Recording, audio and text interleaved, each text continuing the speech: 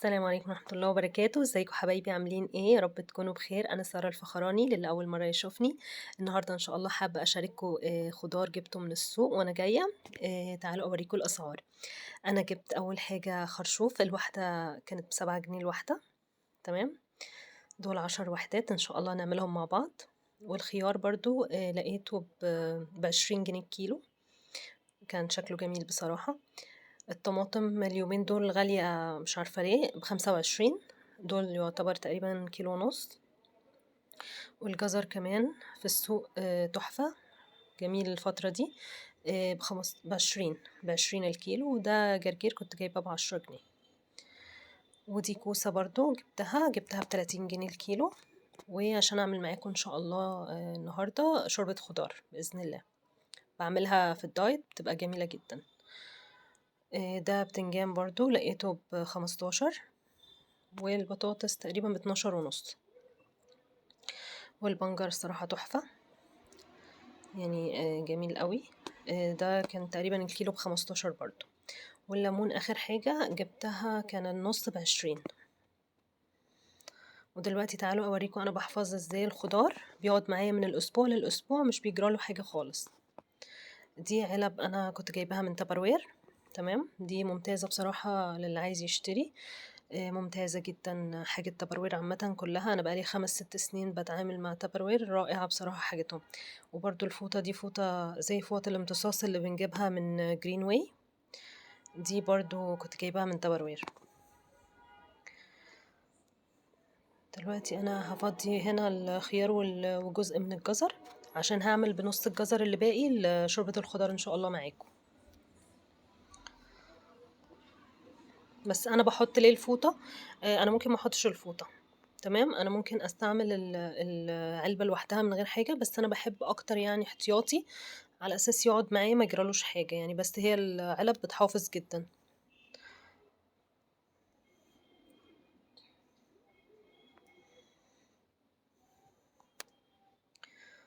فممتازه بصراحه للي عايز يجيبها. دلوقتي هوريكم العلبه من الجنب كده فيها. بصوا من الجنب كده هتلاقوا في دواير. هوريكم دلوقتي في دواير كده. بصوا، يعني في دايرة مفتوحة في علامة اكس. اول حاجة دي اللي هي ما ينفعش يتحط لا فيها بتنجان ولا افوكادو ولا طماطم، بس الكلام ده طبعا مش ماشي معايا.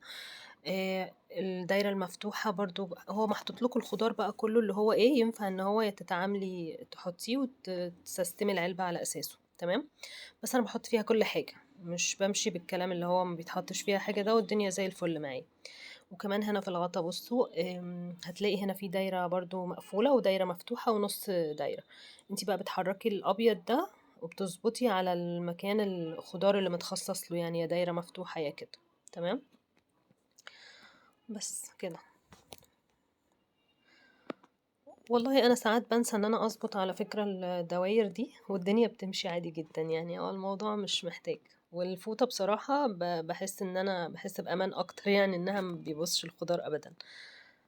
بس هنا أنا هحط البتنجان في العلبة التانية من غير فوطة خالص، وبرضو بتقعد معايا الأسبوع 10 أيام ما بيجرالهاش حاجة. فممتازة لحفظ الخضار. وحتى لو بتستعملوا علب عادية، اعملوا القصة بتاعة الفوطة دي، أو ممكن تجيبوا مناديل مطبخ. بس أنا بشوف إن فوط الامتصاص بصراحة أوفر. وتاني حاجة إن هي بتمتص كمية كبيرة من السوائل يعني كده. وده التربو بتاع البطاطس. بصراحة برضو ممتاز، فيه تهوية يعني للبطاطس، وبيبقى ممتاز برضو بيحافظ عليها جدا. وفي كمان تربو عندهم اللي هو بتاع البصل، بس انا بصراحة بستعمل اللي هو بتاع البطاطس ده في الاتنين. هو بيتقفل من الجناب كده، بتظبطيه، وبعد كده هو له القفل اللي قدام ده. بصوا ليه فتحات تهوية. دلوقتي ده الجزر انا هحط عليه الكوسة، وهنعمل مع بعض ان شاء الله شوربة الخضار، واوريكم ازاي بعملها للدايت.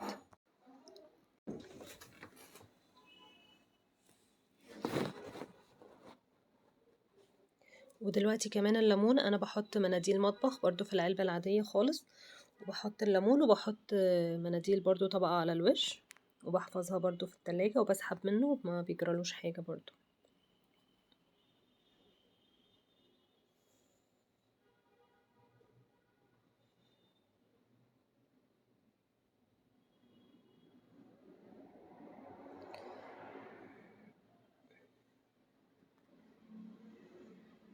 والطماطم برضو نفس النظام، انا بحط الطماطم بغسلها تمام كويس جدا، وبعد كده بحطها مكشوفة بصراحة في التلاجة وبسحب منها على طول، فبتقعد معايا بالاسبوع يعني ما بيجرالهاش حاجة، مش شرط تتغطى.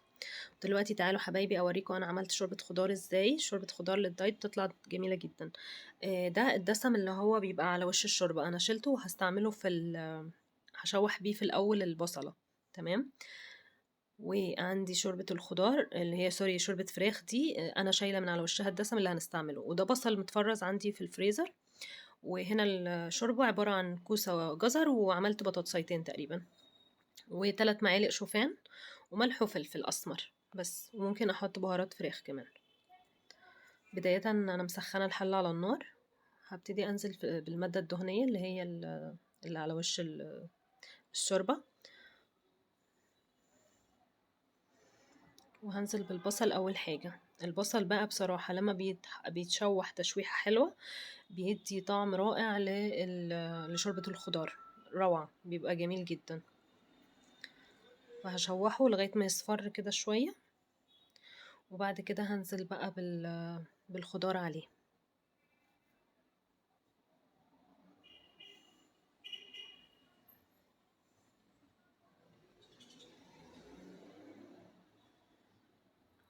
دلوقتي هو اصفر كده تمام، هنزل بقى بالخضار عليه على طول. بسم الله.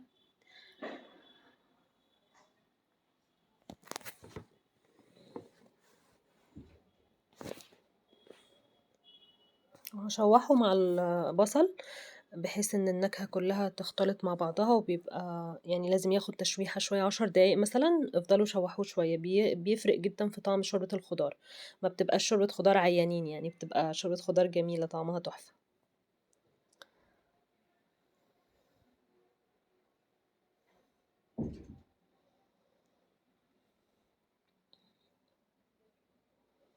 هحط له دلوقتي البهارات. اول حاجة انا جبت بهارات فراخ، حطيت معلقتين، وهحط الملح والفلفل. الملح على حسب انتوا بتفضلوا قد ايه بقى، كل واحد وذوقه. والفلفل الاسمر وبس. ودلوقتي الشوفان اللي هو 3 معالق دي، ال3 معالق الشوفان دي بتدي الشوربة طعم تاني خالص، والله بتبقى تحفة. القوام بيتقل شوية كده، وبيبقى ليه طعم مميز الشوفان في شوربة الخضار. حتى لما تحطوها في التلاجة ما تقلقوش لما تلاقوها تقلت قوي. بمجرد ما طلعتوها من التلاجة لو فاض منها يعني، وطلعتوها من التلاجة بتلاقوها متجمدة كده على بعضها يعني تقيلة. بمجرد ما حطيتوها سخنتوها على النار بترجع تاني للقوام اللي هو بتاع الشوربة العادي السايب، بس بيبقى سميك يعني. انا هنا غطيت عليها وسبتها تتشوح 10 دقايق، ودلوقتي هنزل عليها بالشوربة. اهو بصوا الخضار اتشوح تشويحة حلوة جدا. هنزل بقى الشوربة وبس كده، انا حطيت البهارات خلاص. نزلت بقى الشوربة بالبهارات اللي فيها بكله.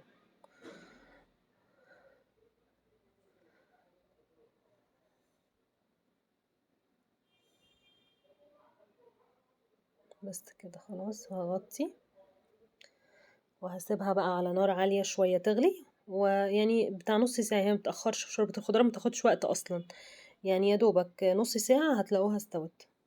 بألف هنا والشفا والله، طعمها بيبقى خطير. بصوا القوام تقل ازاي، ده اللي انا بقولكوا عليه يعني. بصوا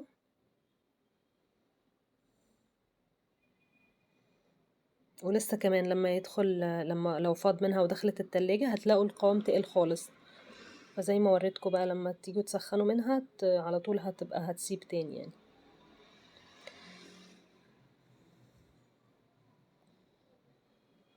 جربوها وادعولي ان شاء الله، والله هتعجبكم. وساعات بقى بعملها بايه، بعملها وبحط لها فراخ في البداية بقى مع البصلة، بشوح فراخ معاها وبحط بعد كده الخضار. بتبقى وجبة متكاملة كده، ما باحتاجش آكل جنبها أي حاجة، خلاص، تمام. بالنسبة للبنجر بقى أنا اللي عملته إنه أنا حطيت البنجر سلقته وقطعته شرايح وباحطه بقى في التلاجة في علبة محكمة الغلق برضه، دي بتقعد معاكِ الأسبوع، بتسهّل عليكِ الدنيا لمّا تيجي تفطري، بتاخدي على طول تسحبي منها وبتحطي على الفطار جاهز، بتحطي شوية ليمون بس وملح وشوية زيت زيتون وبيبقى طعمه تحفة. وبألف هنا وشفا على اللي هيجرب إن شاء الله الحاجات النهاردة، وأتمنى يكون الروتين كان خفيف عليكم حبايبي، يا رب كده يكون خفيف. وإذا عجبكم الفيديو ما تنسوش اللايك وما تنسوش تشتركوا عندي في القناة وقناتي تكبر بيكم، وإن شاء الله يعني أكون عند حسن ظنكم، وبإذن الله أقدم لكم حاجات كتيرة تانية. والسلام عليكم ورحمة الله وبركاته.